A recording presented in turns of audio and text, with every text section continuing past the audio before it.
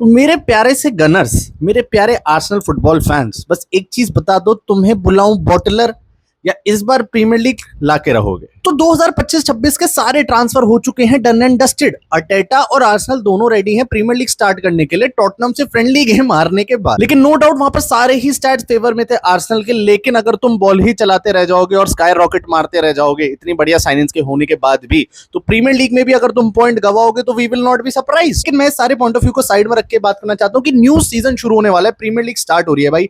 Arteta अपनी brilliant सारी knowledge लगा के जितनी साइन इन कर सकता था कर लिया है, जिसके अंदर एक one of the star signing is Viktor Gyokeres. तो तुम्हें क्या लगता है कि वो स्पोर्टिंग सीपी का स्ट्राइकर जिसने 54 गोल्स मारे हैं, जो अनफॉर्चुनेटली एक लोअर लीग में होने की वजह से गोल्डन बूट नहीं जीत पाया, तुम्हें लगता है क्या उसका प्रीमियर लीग में आना आर्सेनल के लिए बहुत बेहतरीन साबित होने वाला है?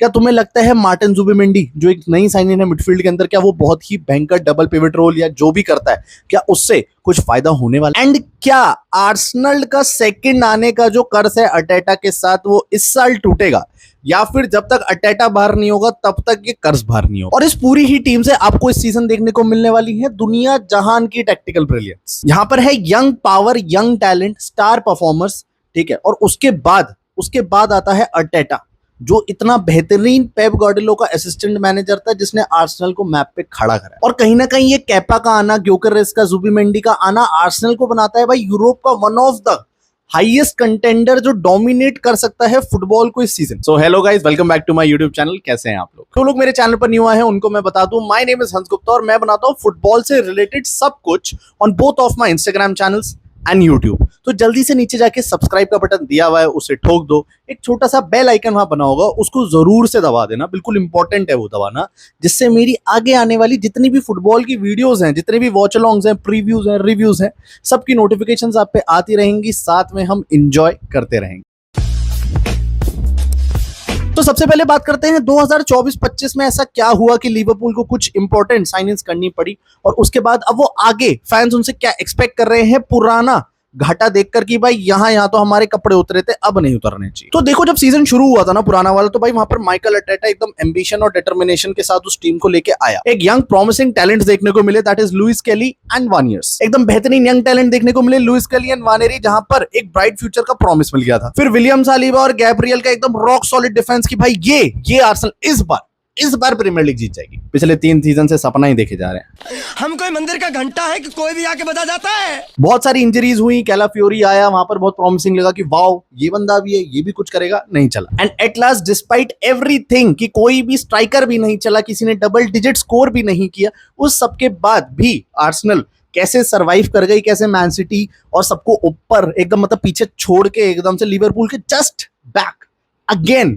3rd year in a row runner up stand करेगी। मैं तो कह रहा हूं, इतना पैसा फूकने के बाद भी अगर कुछ नहीं हुआ ना, तो अर्टेटा अपने 2 थप्पड़ मार लियो और सोचियो। लेकिन प्रीमियर लीग की बात साइड हटाए ना, तो रियल मैजिक हुआ था भाई चैंपियंस लीग में, जहां पर आर्सेनल ने रियल मैड्रिड के ऐसे कपड़े उतारे थे, ऐसे कच्चा पेली मारी थी कि भाई ये डेक्लन, भाई ये चावल का दाना ये क्या कर गया, ये तो होना ही नहीं था। मतलब जिसने जिंदगी में फ्री किक मारी ही नहीं, वो ऐसी फ्री किक्स मार गया। बुकायो साका ऑब्वियसली वो तो बेहतरीन परफॉर्मेंस देनी ही थी, और वहां पर मार्टिनेली बढ़िया खेल रहा है, ऑडिगार्ड ओहो एक नंबर रिडेम्पशन। तुम लोगों ने बर्नाब्यू के अंदर आके छत बंद करके 3-0 की विक्ट्री ली, समझ रहे हो, 5-1 का स्कोर। तुम समझ पा रहे हो ये हो क्या रहा है? बट अनफॉर्चुनेटली तुम्हारी गांड तोड़ाई हो जाती है पीएसजी से, वहां पर मामला शट डाउन केस हो जाता है, और भाई Arsenal out of champions league. लेकिन अब अर्टेटा ने किस हिसाब से री एस्टैब्लिश करा है गनर्स की होप को, भाई ये देखना बहुत जरूरी है। तो अब उसी हिसाब से स्क्वाड में क्या रिवॉल्यूशन आया है, क्या न्यू टैक्टिक्स, न्यू प्लेयर्स, की प्लेयर्स, यंग टैलेंट्स जो आपको देखने चाहिए। सबसे पहले आते हैं भाई विक्टर ग्योकेरेस, 54 गोल्स मार के स्पोर्टिंग सीपी का बादशाह अंडर एमोरिम निकल गया,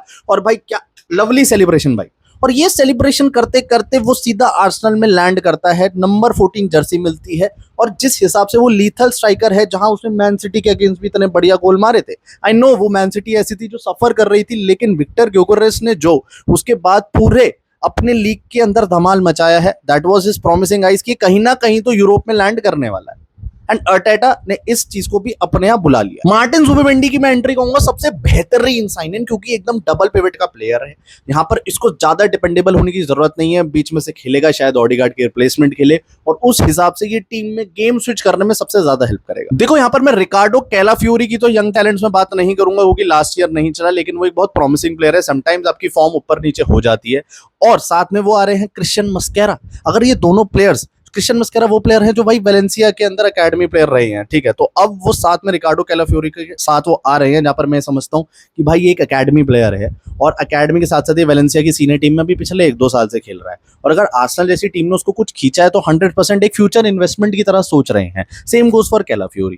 तो अगर इस सीजन अर्टेटा उस हिसाब से लेकर चलता है और आर्सेनल में ये दोनों प्लेयर्स बने रहते हैं अपने थोड़े थोड़े टाइम खेल खेल के भी, तो आगे चल के आर्सेनल को यहां से बहुत ज्यादा हेल्प मिलने वाली है। एंड आर्सेनल की खुद की एकेडमी की बात करूं तो लुइस केली और वानेरी कितने बेहतरीन कंट्रीब्यूशन दे रहे हैं कि भाई यहां पर अगर हमें आगे चल के, मतलब स्पेशली टू आर्सेनल फैंस, अगर आगे चल के तुम्हें कोई भी फंड्स में दिक्कत होती है, जो शायद नहीं होगी, इतना पैसा इन लोगों पे, उसके बाद भी इनकेस होती है तो तुम एकेडमी प्लेयर्स पे भी रिलाई कर सकते हो। अभी यंग टैलेंट्स और प्लेयर्स की बात करने के बाद सबसे पहली बात आती है कि भाई फॉर्मेशन क्या होने वाली है, अर्टेटा चाहता क्या है। तो भाई जब अर्टेटा की एकदम टैक्टिकल फिलॉसफी की बात करूंगा ना, तो यहाँ पर तुम्हें देखने को मिलेगा पोजेशन बेस्ड फुटबॉल। मतलब उसकी बैकबोन ही वो है कि भाई जब तक टीम में कुछ 70-80 पासेस ना हो जाए ना, तब तक आगे मत बढ़ना। मतलब तुम कह लो पेप गार्डियोला का असिस्टेंट है तो सारी लर्निंग कहां से आई है। लेकिन इस बार पोजीशन के साथ साथ उस पे फास्ट बंदे हैं। मतलब मार्टिनेली को तो मैं काउंटर नहीं करता फास्ट के अंदर, but Bukayo Saka, Odegaard, Norgaard, Declan Rice और साथ ही साथ Martin Zubimendi with Viktor Gyokeres का जहरीला मिश्रण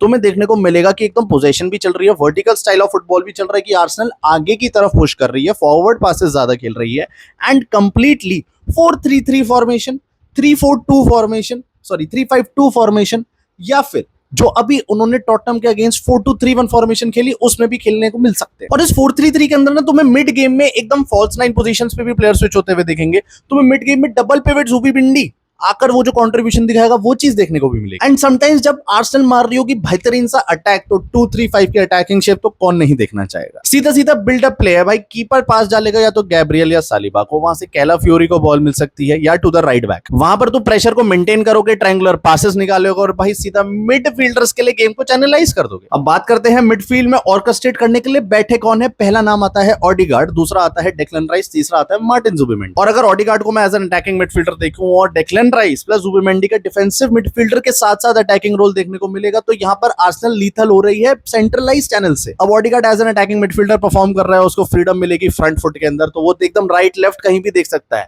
उसको पास निकालना है सागा को, डन। विक्टर ग्योकेरेस को डन, मार्टिनेली को डन। और ज्यादा विक्टर ग्योकेरेस की बात इसलिए कर रहा हूं क्योंकि काई हेवर्ट्स से उसको ऊपर ही प्रेफरेंस मिलने वाली। सबसे बड़ा जो थ्रेट होने वाला है वो है भाई बुकायो साका के कट-इन्स। जब वो एकदम से फेक करता है, लेफ्ट की तरफ काटता है ना, तो वहां पर रियल मैड्रिड को भी मतलब जबरदस्ती फाउल देना पड़ गया था कामाविंगा की वजह से, और डेक्लन राइस ने पुट इन कर दिए थे, लेकिन दोनों बार Saka was the one who got that foul.